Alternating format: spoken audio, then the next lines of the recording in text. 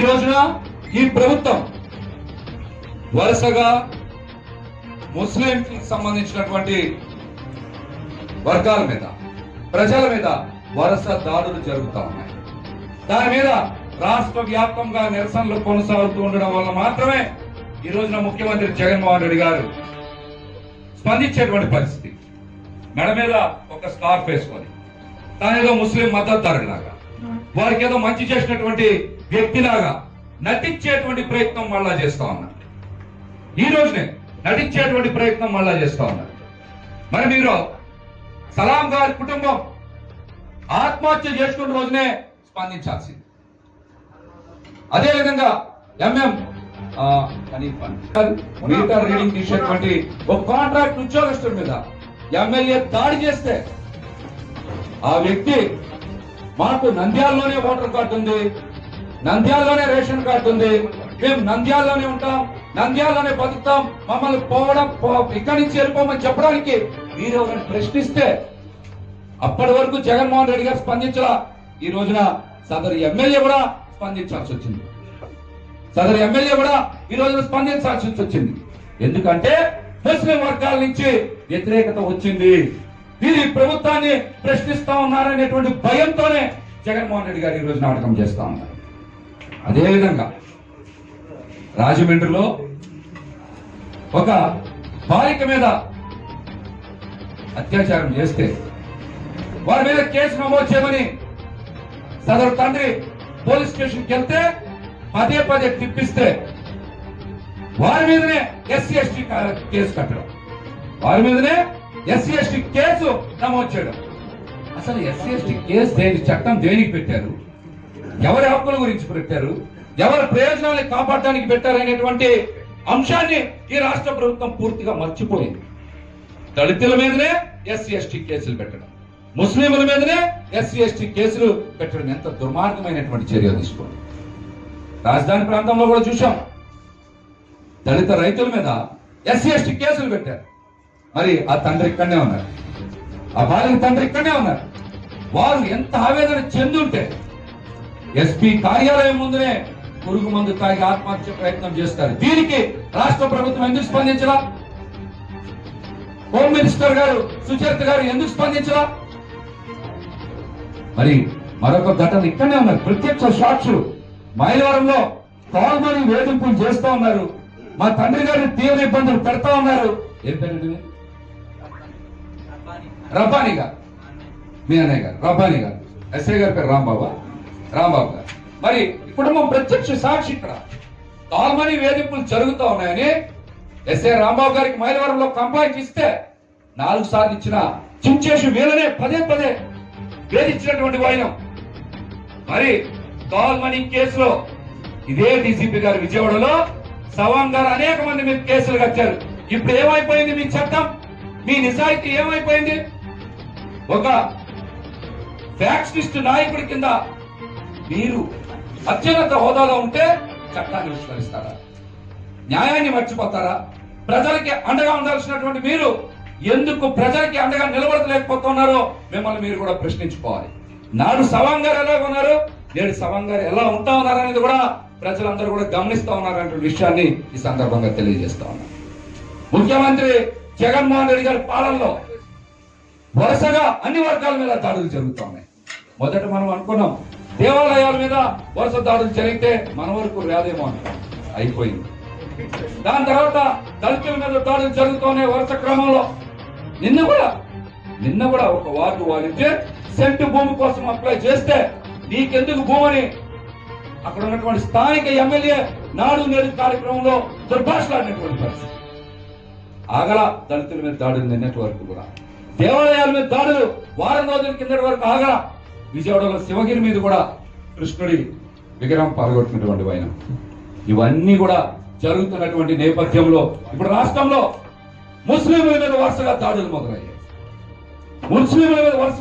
మొదలయ్యాయి. వాళ్ళను కూడా భయభ్రాంతులకు గురి చేసేటువంటి పరిస్థితి వచ్చింది. ఈ రాష్ట్రంలో ఫ్యాక్షనిస్ట్ పాలన జరుగుతోంది. ప్రజాస్వామ్యం పూర్తిగా కూని అయిపోయింది. ఎన్నికల ముందు వరకు ప్రజల మధ్య నుంచి ప్రజల సమస్యలు పరిష్కరిస్తానని చెప్పి ఇంతవరకు కూడా ఆ విషయాన్ని మర్చిపోయి ఈ రోజున ఏదో రాచరిక వ్యవస్థలాగా తాడేపల్లి ప్యాలెస్ లో కూర్చొని పాలన చేస్తాం అనేది చాలా దుర్మార్గమైనటువంటి విషయం. మీరు బయటికి రావాలి. వ్యవస్థలు ఎంత అస్తవ్యస్తమయ్యాయి. వ్యవస్థల మీద వైసీపీ నాయకులు, ఈ రాష్ట్ర ప్రభుత్వంలో ఉండేటువంటి కొంతమంది పెద్దల యొక్క పెత్తనం ఏ విధంగా సాగుతోందో జగన్మోహన్ రెడ్డి గారు చూడాలి. అంతేగాని మీరేదో మెల్లో ఒక స్కార్ఫ్ వేసుకొని మైనార్టీకి మీరే ఏదో పెద్ద బ్రాండ్ అంబాసిడర్ లాగా మీరు కనుక పోజులు ఇస్తే నమ్మడానికి ఎవరు ఇక్కడ సిద్ధంగా లేరు. మీకు నిజంగా చిత్తశుద్ధి ఉంటే, సలాం విషయంలో మీరు నిజంగా చిత్తశుద్ధి ఉంటే, ఆ కుటుంబానికి జరిగినటువంటి దాడి విషయంలో ఒక్క రోజులోనే పోలీస్ డిపార్ట్మెంట్ వారికి ఏ విధంగా బెయిల్ మంజూరు అవుతుంది, ప్రభుత్వం అండదండ లేకుండా ఒక్క రోజు నాన్ బెయిలబుల్ వారెంట్ ఏ విధంగా రద్దు అయితే ఏ విధంగా వాళ్ళందరికీ కూడా బెయిల్ వస్తా సమాధానం చెప్పాలి. దాన్ని ఇచ్చి తప్పించుకోవడానికి రాజకీయాలు మాట్లాడి ఎవరో లాయర్ వాదించారు, ఆ లాయర్ ఇంకో పార్టీకి సంబంధించినటువంటి వ్యక్తి, ఆయన వల్ల ఏం జరిగిందంటే సలాం గారు చనిపోయిన కారణం ఏంటి? ఒక కుటుంబంతో ఒక కుటుంబం మొత్తం వెళ్ళి పట్టాల మీద పడుకొని చనిపోవడం అంటే వారు ఎంత ఆవేదన వ్యక్తం భరించుంటారు, ఎంత బాధ భరించుంటారు, ఎంత అవమానం భరించుంటారు. దానికి సమాధానం చెప్పకుండా రాజకీయాలు మాట్లాడడం ఏంటి? ఎంత దుర్మార్గమైనటువంటి విషయం. మీరు మాట్లాడితే ప్రజలందరూ కూడా నమ్ముతారు అనుకుంటున్నారా? ముస్లిం సోదర సోదరిమణులు మీరు చేసేటువంటి అన్యాయాల్ని చూస్తూనే ఉన్నారని కూడా ఈ సందర్భంగా తెలియజేస్తారు.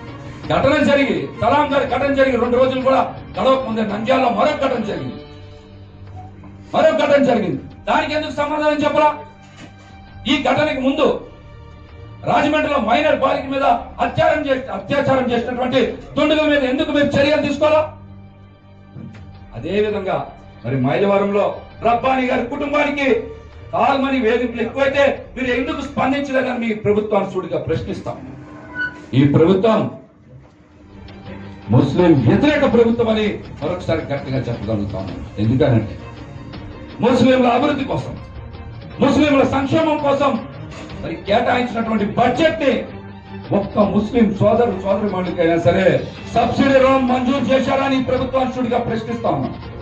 ఒక్క సబ్సిడీ రుణమైన మంజూరు చేసిందా ఈ ప్రభుత్వం? అదే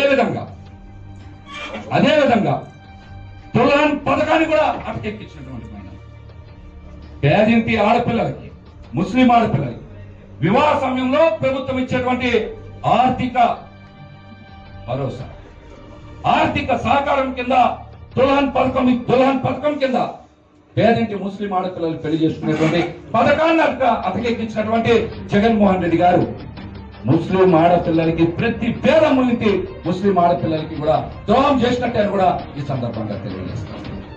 మరి విజయవాడలో గత ప్రభుత్వం మక్కా కోసం, హజ్ యాత్ర కోసం పెద్ద బిల్డింగ్ కట్టడానికి స్థలం కూడా ఏర్పాటు చేసింది. అక్కడ ఏదో పెద్ద భవనం వస్తుంది, హజ్ భవనం వస్తుంది, 7 అంతస్తుల బిల్డింగ్ వస్తుందని ఎంతగా రాష్ట్ర వ్యాప్తంగా ఉండేటువంటి ముస్లిం సోదరులందరూ కూడా ఎదురు చూశారు. ఇంతవరకు దానికి ఒక్క పైసా కేటాయించారు? హజ్ భవనం కోసం ఒక్క పైసా అయినా ఈ ప్రభుత్వం కేటాయించిందా? ఇది కూడా చేయలా. మరి దీని మీద ఎందుకు స్పందించట్లా రాష్ట్ర ప్రభుత్వం? జగన్మోహన్ రెడ్డి గారి వాళ్ళు ఏమైనా మాట్లాడరా? మైక్ పట్టుకునే అంశాలు ఏమైనా మాట్లాడరా? ఒక్కటి కూడా అంశం మీద ప్రస్తావన తీసుకురా. మరి ఇంతమంది ముస్లింల మనోవేదనకు కారణమవుతున్నటువంటి జగన్మోహన్ రెడ్డి గారి ప్రభుత్వానికి వ్యతిరేకంగా మనందరం కూడా గళవిప్పాల్సినటువంటి అవసరం ఉంది. మనందరం కూడా బాధితులందరం కూడా ఒక వర్గంగా ఉండాలి. అది హిందువుల, ముస్లింల, క్రిస్టియన్సా, దళితుల, బీసీల అని కాదు. ఈ ప్రభుత్వం ప్రతి ఒక్కరిని కూడా మోసం చేస్తాం. ఎన్నికల్లో ఓట్లు వేయించుకొని ఈ రోజు మనకి చేసేటువంటి మోసాన్ని తప్పనిసరిగా ఈ ప్రభుత్వం మీద తిప్పి కొట్టాలని కూడా తెలియజేస్తాను. నిన్న పవన్ కళ్యాణ్ గారు కూడా సలాం గారి కుటుంబానికి జరిగినటువంటి అన్యాయంపై స్పందించారు. దీని మీద తప్పనిసరిగా ఉద్యమించాలని చెప్పారు. రేపు సాయంత్రం 6 గంటలకి జనసేన పార్టీ విజయవాడ ఆధ్వర్యంలో పంజా సెంటర్ లో ముస్లింలపై జరుగుతున్నటువంటి దాడులు, సలాం గారి కుటుంబానికి న్యాయం చేయాలనేటువంటి అంశం మీద పెద్ద ఎత్తున కోతులతో నిరసన ప్రదర్శన చేపడతాం. రేపు సాయంత్రం 6 గంటలకి పంజా సెంటర్ లో ఈ నిరసన కార్యక్రమం చేపడతాం. రాబోయే రోజుల్లో ఏ ఒక్కరి మీదైనా సరే అన్యాయం చేస్తే, ముస్లిం సోదరులకు అన్యాయం చేస్తే ఈ ప్రభుత్వం మీద తీవ్రంగా ప్రతిఘటించడానికి మేమందరం కూడా సిద్ధంగా ఉంటామని కూడా ఈ సందర్భంగా తెలియజేస్తాం. మరి ఈ సందర్భంలో మీ అందరికి ఒక మాట చెప్పాలి. మరి షుబ్లీ గారు కానీ, అదేవిధంగా ఫతావుల్లా గారు కానీ కోవిడ్ సమయంలో కులం, మతం, ప్రాంతం చూడాలి. ఇది అసోసియేషన్ కింద ఫామ్ అయ్యారు.